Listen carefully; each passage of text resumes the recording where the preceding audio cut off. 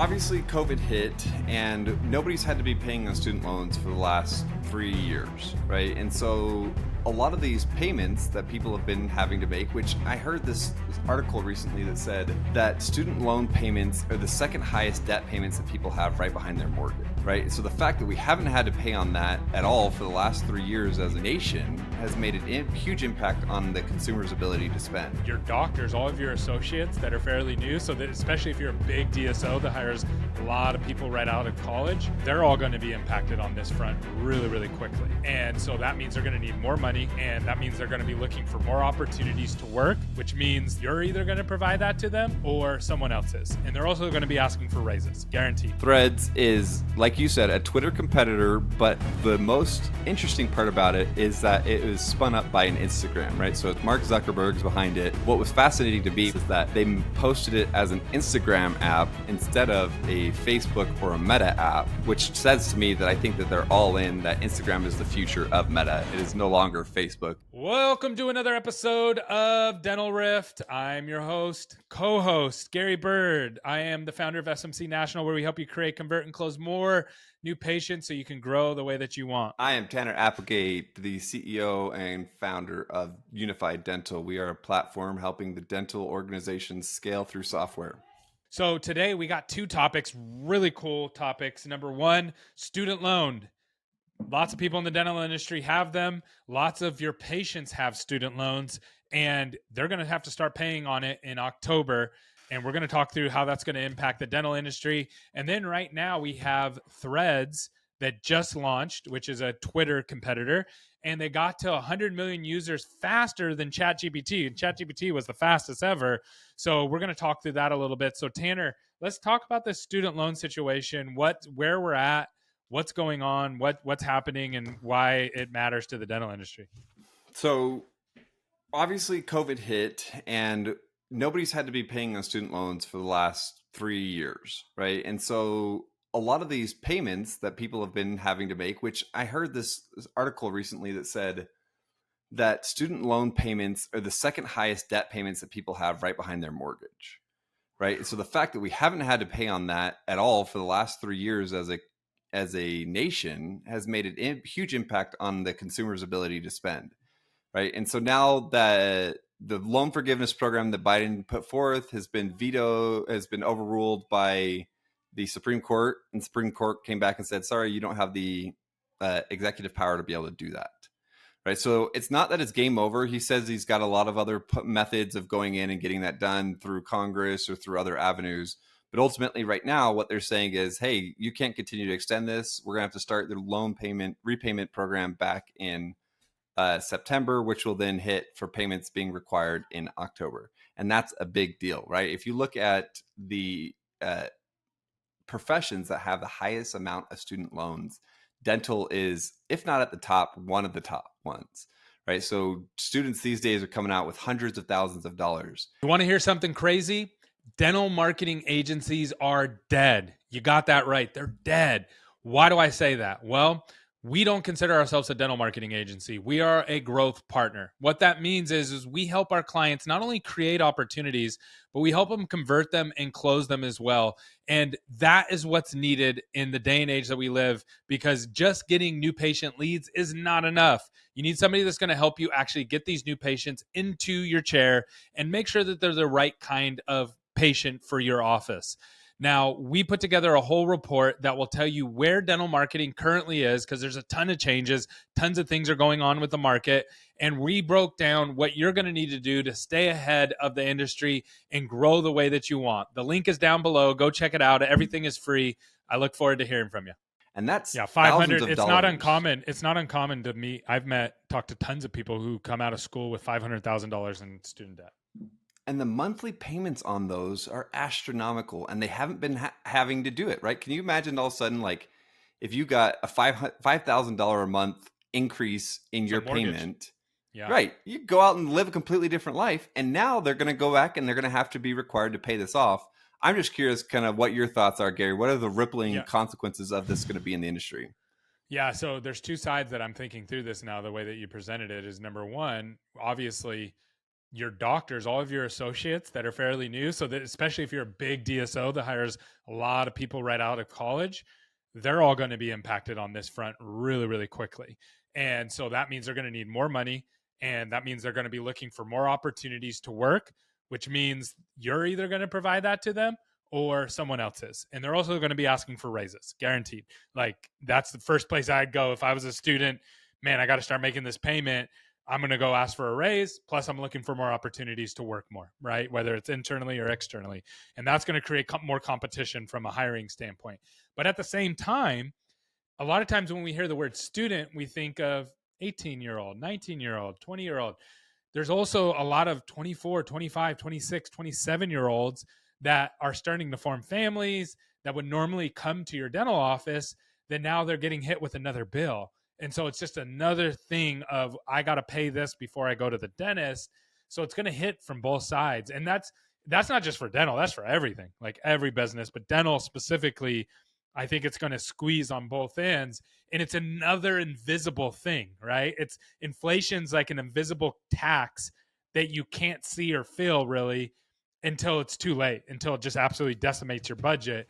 And I feel like this is going to be one of those other invisible things where we're like, wait, why is patient flow down? Why is treatment acceptance down? Why are all these other things down? And well, it's because people are picking up $2,000, $3,000, $4,000 payments that didn't exist before. And the other thing that I would add to this, Tanner, is that before COVID, what would we do with a debt like this? If I had $300,000-$400,000 in debt, you know what I would do?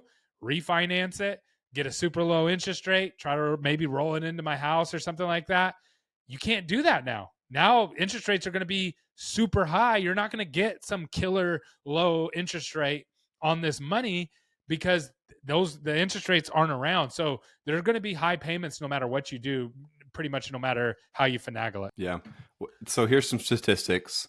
So almost 44 million Americans have student loan debts, right? So that's a large majority of the country. And the average student loan debt is about 40,000, right? Which is a lot higher than I anticipated. I thought it was going to be lower than that, but the average student loan debt balance is about 40,000. So the payments on those is definitely going to have a big impact on the consumer spending. And I think it's going to have, like you said, I think it might have it's going to have, like, if you look at the problem of the dental industry being able to hire the right amount of labor, there's been a labor shortage for sure. And I think that once this goes into effect, I'll be interested to see if it has an impact for the positive for dental business owners of there's a lot more people needing to come into the market again because they've got these student loans that they have to get paid off. Very, very interesting. Especially Right, professionals like hygienists and doctors. Yeah. Okay. We're just going to have to sit back and watch and see what happens. That's coming in October. So keep an eye on it. Now, let's talk about Threads. Have you downloaded Threads? Oh yeah. Okay. I haven't downloaded it. I haven't used it yet. What are your thoughts on the interface of it? Well, let's go into a little bit of background on what it is first, right? So Yeah. Threads is, like you said, a Twitter competitor, but the most interesting part about it is that it was spun up by an Instagram, right? So it's Mark Zuckerberg's behind it. What was fascinating to me, and we can go off on a different tangent on this, is that they posted it as an Instagram app instead of a Facebook or a Meta app, which says to me that I think that they're all in, that Instagram is the future of Meta. It is no longer Facebook. It is no longer like even the brand recognition of Meta.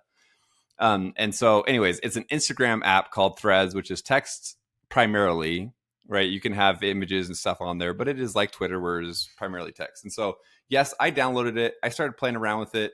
And to be honest, I like it a lot more than Twitter. And the reason why I like it a lot more than Twitter is because of the fact that it is not so mucky of Twitter. Like when I get on Twitter, I feel like you have to be a part of the Twitter club in order to really connect into Twitter. Right. But because this is new, when I get into it, like there are people in there that are already like like that I know from like Instagram in this world, and they're participating. Yeah.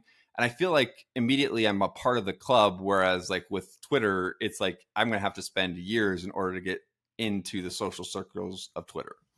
Yeah. Right. So I like that about it. And I don't necessarily love the algorithm any more than Twitter. I think Twitter actually does give me a lot more interesting conversations than I would like in Threads. But all in all, I feel like from a community perspective, I think it has a lot of potential.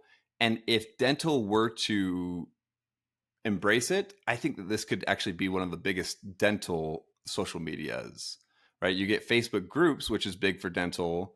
And then a lot Mm. of people are on LinkedIn, but nobody's on Instagram or Twitter from a dental perspective. Yeah, that's true. Yeah, it's I feel like the younger generations are on Instagram a lot. For a lot of younger dentists are on Instagram, but you can't build community and like chat rooms and all that kind of stuff. So that's an interesting play. The other thing, you know, what's interesting about LinkedIn? I had somebody that was going through it that was not in dental, and they were telling me, I was like, "Hey, how many dentists actually use LinkedIn?" And they said there was like 2,000 active dentists that use LinkedIn or something crazy like that, like some ridiculously low number, which is like 1%, like 1% of dentists or even lower actually use LinkedIn. It's mainly vendors that use LinkedIn. And so that I found that pretty interesting. And I think it's really good for community with those vendors on LinkedIn. But yeah, that's a great point. Facebook's kind of phasing out. And so you think that potentially we could have like rooms, like dental communities on Threads that are all around just like whatever how to do better dentistry or dental tech or dental marketing or whatever. Yeah, the biggest communities that I see right now on like Facebook is like, how do I run a better business, right? What are you guys doing Mm-hmm. about this? How are you doing this, etc. And you want to remain kind of anonymous from a like personal perspective, right? You don't want to go in and have to post photos every time you post about it or all these other things. And I think that that's where Threads will be a good place, is like you can come in and post messages, and it'll be interesting to see if other dentists are there to engage with it. It's really interesting. Yeah, I'm curious if it's going to stick as an app. And the reason that Mhm. I'm curious because I wonder how many people are there because they either don't like Twitter or they don't like Elon Musk or they don't they disagree with something like that, and or something that he's doing, and so they're like, cool, we're going to go over here and check this out, because the trick now is they have to retain it. They Oh yeah. if And that could go away. That 100 million people could go away overnight. Now it's added a lot of value to Meta really, really quickly. Like it just created a whole business overnight. And I heard they only use 20 developers to do it. So it's not a complex play. It's just no one's been able to make it stick like Twitter. But just so everybody's aware, Twitter's never been profitable either. Twitter's hanging on by a thread as it is as well. Get it? So Hanging on by a thread. yeah, there you go. Cha-ching. So anyways, very, very interesting. I haven't got on it yet. I'm not a huge Twitter user just because I'm not a huge social media user. I get on when I need to for stuff that we do for our podcast and like for stuff I need to post occasionally on desktop, but I try not to download apps, but I might end up downloading it. I would love to hear from our audience. Are you guys downloading it? Are you guys using it? And I would love to create a group. Maybe we could create a group in there, Tanner, and be first to. It's not group centric yet. It's only public facing or not, just like Twitter is. Got it. Okay. So you So can you're create a thinking thread maybe in that's the open to the future. public. Yeah. Yeah, that's going to be interesting. Okay, cool, man. Well, this is a really cool topic. Any other thoughts on it? Nope. I think, like you said, retention is going to be the biggest thing. It is the only platform, though, where like Twitter in general, and this is like the only platform where there hasn't been these like mega successful influencers that have cropped up out of it. Like TikTok has that, Instagram has that, YouTube has that, but It's this because it's more Twitter, text based, right? right? Yeah. It'll So be it's like, interesting to see if it can happen with Meta behind it, because I think that Twitter did a lot of things to almost kill the mega influencer because of their well, and algorithm. also, So it'll be and see also, what what'll makes happen. you a really good on camera does not make you really good. Like usually, the people who are famous on Twitter are people who are really well. They can communicate really well through the written word, right? And what Right. makes you really good at writing doesn't make you really good on camera, right? They're kind of usually two opposite things. Not always, but it seems that those Ironically, are. though, there were these, I guess not mega to the effect of like Instagram or TikTok, but there were some viral influencers that came out of Reddit communities. Mm, And those are text only. So I think that it can be done with the right amount of following, but it has to be done with the right algorithm. Like Reddit's algorithm is pretty basic. It just kind of puts up what's trending. I'll be interested to see But though if Reddit you can do followers that. are the Reddit followers are different than other platforms. Oh yeah, yeah, Yeah, it's a yes, whole different. Once you get in there, if you've never interacted with it before, it's a different world. And I could yes. like that could be a replacement for Facebook groups in dental too, because I do think that the Have you Facebook ever? groups There are dental communities in Reddit. Have you ever gotten on them? I've stumbled through a couple of them, yeah, but I've never been brave enough to like actually go in there and They just are ruthless, man. yeah, I know. It's a different Facebook is a lot. There's a lot of drama on Facebook. Reddit's in a whole nother level. It's a Oh yeah, whole whole different nother level. mindset. Yeah, cool, man. Well, good show today. All right, cool. We'll talk to you soon. Peace.